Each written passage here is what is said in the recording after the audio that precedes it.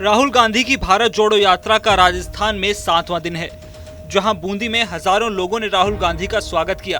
पहला चरण पूरा कर राहुल गांधी हिमाचल प्रदेश पहुंचे, जहां उन्होंने हिमाचल प्रदेश के नए सीएम सुखविंदर सिंह सुक्खू के शपथ ग्रहण समारोह में हुए राहुल गांधी के साथ ही सीएम गहलोत और सचिन पायलट भी सुक्खू के शपथ ग्रहण समारोह में शामिल हुए।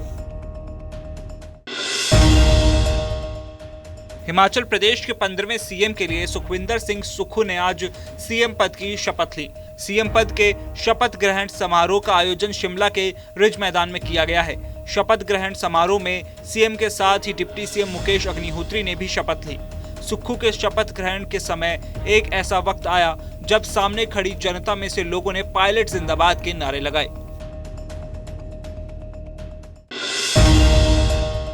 गुजरात और हिमाचल में विधानसभा चुनावों के नतीजों के बाद हार और जीत का शोर राजस्थान के सियासी गलियारों में लगातार सुनाई दे रहा है।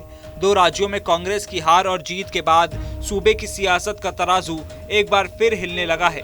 जहां हिमाचल में कांग्रेस के प्रदर्शन के बाद सचिन पायलट खेमा फिर अटकलों को हवा देने में लग गया है।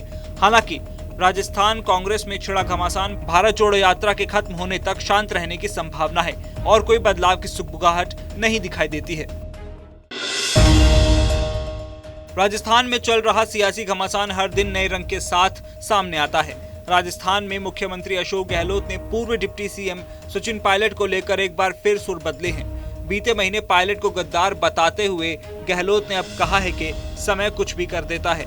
गहलोत ने कहा कि ऐसी घटनाएं और दुर्घटनाएं अक्सर राजनीति में होती रहती हैं, लेकिन समय सब कुछ ठीक कर देता है।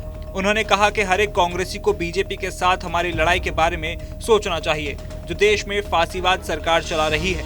कांग्रेस के हर कार्यकर्ता को बीजेपी के खिलाफ मजबूत होना होगा। भारत जोड़ो यात्रा में शामिल जयराम रमेश ने बूंदी जिले के लबान गांव में संवाददाताओं से बातचीत में गुजरात विधानसभा चुनावों में कांग्रेस के खराब प्रदर्शन के बारे में पूछे जाने पर कहा, हिमाचल में नतीजों पर भी गौर करिए, उपचुनाव के परिणाम भी देखिए। राजस्थान उपचुनाव में कांग्रेस की जीत का अंतर दोगुना हुआ है। गुजरात में बीजेपी की जीत के बाद 14 महीने पहले लिए गए साहसिक फैसले और बदलाव की चर्चा हर तरफ है और इसकी गूंज राजस्थान के सियासी गलियारों में भी सुनी जा रही है, जहां महज 1 साल बाद चुनाव होने हैं। बीजेपी आलाकमान ने भूपेंद्र पटेल को मुख्यमंत्री बनाया था, तब रूपाणी सरकार का एक भी मंत्री या दिग्गज नए मंत्रिमंडल में शामिल नहीं किया गया और 27 साल से सत्ता में काबिज बीजेपी ने एंटी इनकम्बेंसी की काट के लिए सभी नए चेहरों पर दांव खेला। बताया जा रहा है कि गुजरात की तर्ज पर 1 साल बाद होने वाले चुनाव से पहले एंटी इनकम्बेंसी की काट के लिए नए चेहरों को मौका मिल सकता है। पाकिस्तान अपनी नापाक हरकतों से बाज नहीं आ रहा है।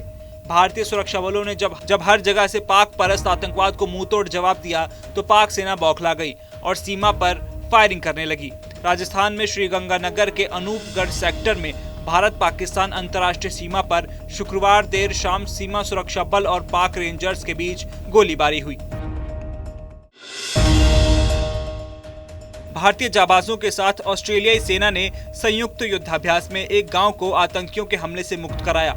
आतंकियों के छिपे होने की सूचना मिलते ही सेना के जवान हेलीकॉप्टर में सवार होकर मौके पर पहुंचे और दुश्मनों को ढूंढ निकाला। एक जोरदार बम धमाके की आवाज के साथ दरवाजा टूटा और गोलियां चलने लगी। पलक झपकते ही बहादुर जवानों ने दुश्मनों को नेस्तनाबूद कर दिया। दरअसल बीकानेर के महाजन फील्ड फायरिंग रेंज में भारत और ऑस्ट्रेलिया की सेना का युद्धाभ्यास एस्ट्रो हिंद 2022 28 नवंबर से लगातार जारी है, जहां दोनों सेनाओं ने शनिवार को संयुक्त अभ्यास करते हुए आतंकियों से लोहा लिया। राजस्थान के जोधपुर में सिलेंडर ब्लास्ट में मरने वालों की संख्या बढ़कर 12 हो गई है।